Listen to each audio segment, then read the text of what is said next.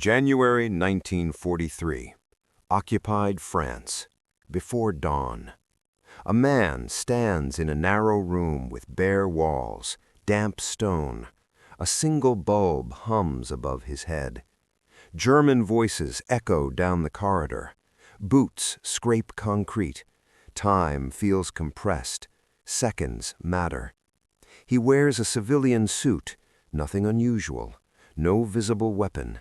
His hands rest calmly at his sides. His jacket lapel lies flat against his chest. Inside it, hidden in plain sight, sits a blade no longer than a matchbox. This is not a soldier. He carries no rifle, no uniform protects him. He is an agent of Britain's Special Operations Executive, trained to survive capture for minutes, not hours, trained to kill at arm's length. The door opens. An interrogator steps inside, close, confident, certain the man in front of him is already broken. The agent waits for distance to collapse, for the moment when bodies come close enough to touch, when breath mixes, when control shifts without warning. The knife will never be seen until it is used. It is designed for a single purpose: silent penetration, immediate collapse, no struggle, no second chance. This room is where technology, training, and desperation converged, and it begins with something so small it looks harmless. By the summer of 1940, Britain stood alone. France had fallen in June. Belgium and the Netherlands followed. German forces controlled the Channel coast from Norway to the Bay of Biscay. The threat of invasion hung over southern England. Conventional warfare offered few options. On July 22, 1940, Prime Minister Winston Churchill authorized a new kind of war, one fought in shadows, one fought behind enemy lines. The organization created for this task was the Special Operations Executive. Its directive was blunt: set Europe ablaze. SOE agents were not commandos in the traditional sense. They were civilians trained to live under occupation: radio operators, saboteurs, couriers, organizers of resistance cells. Their survival depended on anonymity. Their deaths often came in interrogation rooms.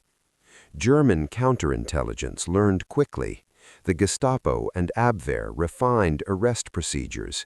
Captured agents were isolated immediately, questioned hard, deprived of sleep, beaten, broken down methodically.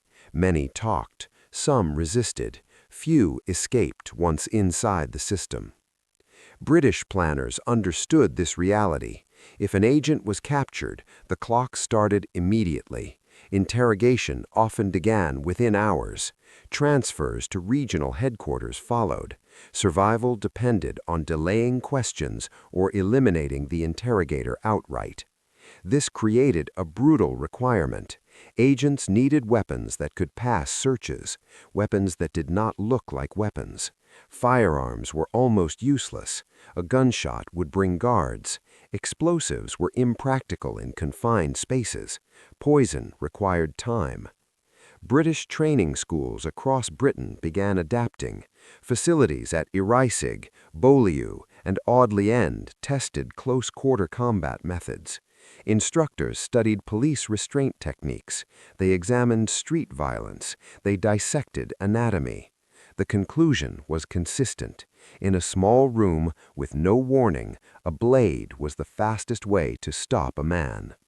But size mattered. Large knives were easily detected. Pocket knives drew attention.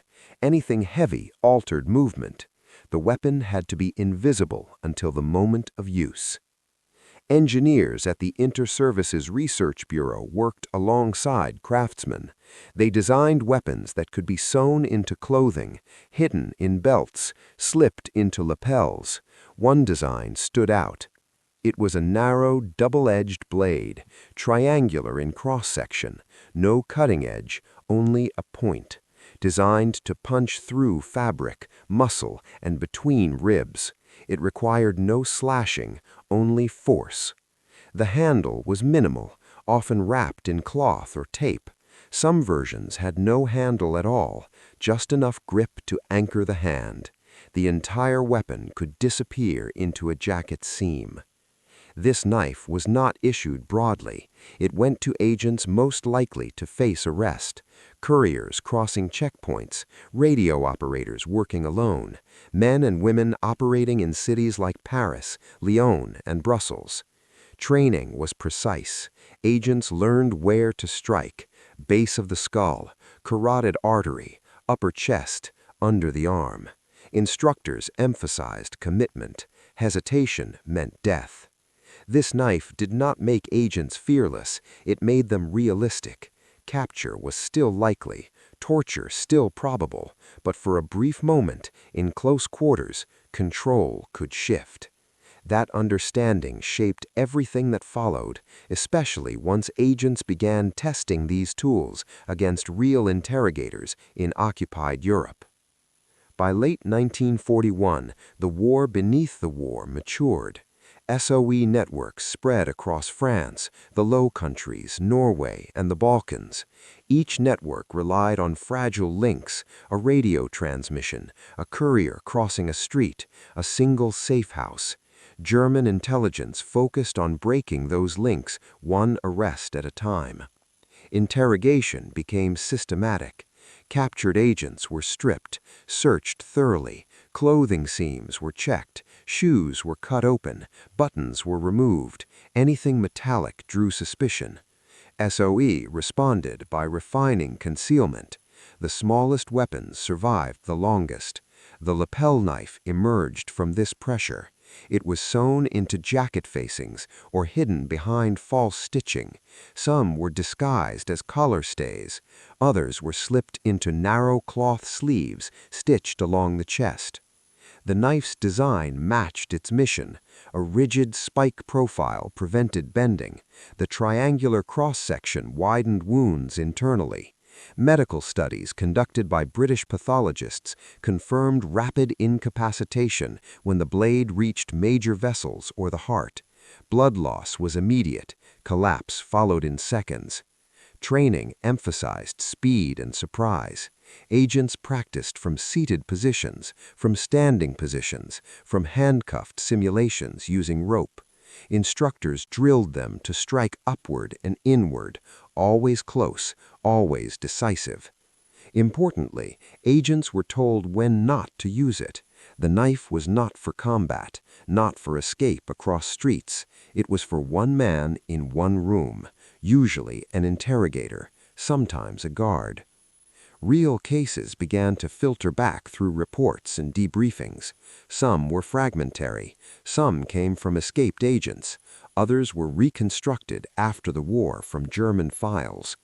In Paris in 1942, an SOE courier arrested during a document drop used a concealed blade during preliminary questioning at a local police post. The interrogator leaned in. The strike was delivered under the ribcage. The agent escaped in the confusion. The network later relocated within days. Not all attempts succeeded. Some agents hesitated. Some struck incorrectly. German interrogators learned to keep distance. Chairs were placed farther back. Guards stood closer. This led to further adaptation. Agents were trained to use body language to draw proximity, to feign weakness, to appear compliant. The knife was no longer just a weapon. It was part of a psychological sequence. German authorities responded brutally. Any interrogator killed triggered reprisals. Entire districts were searched. Hostages were taken. SOE understood the cost. They accepted it as part of the calculus of survival. By late 1943, the lapel knife had become a symbol inside the organization, not officially celebrated, quietly respected. It represented a hard truth. In this war, mercy rarely existed in interrogation rooms. That reality fed directly into the human, tactical, and moral tensions that defined SOE operations from this point forward. For SOE agents, the lapel knife was not a symbol of aggression, it was a reminder of limits. Most agents were not professional killers. Many came from civilian life: clerks, students, engineers, teachers.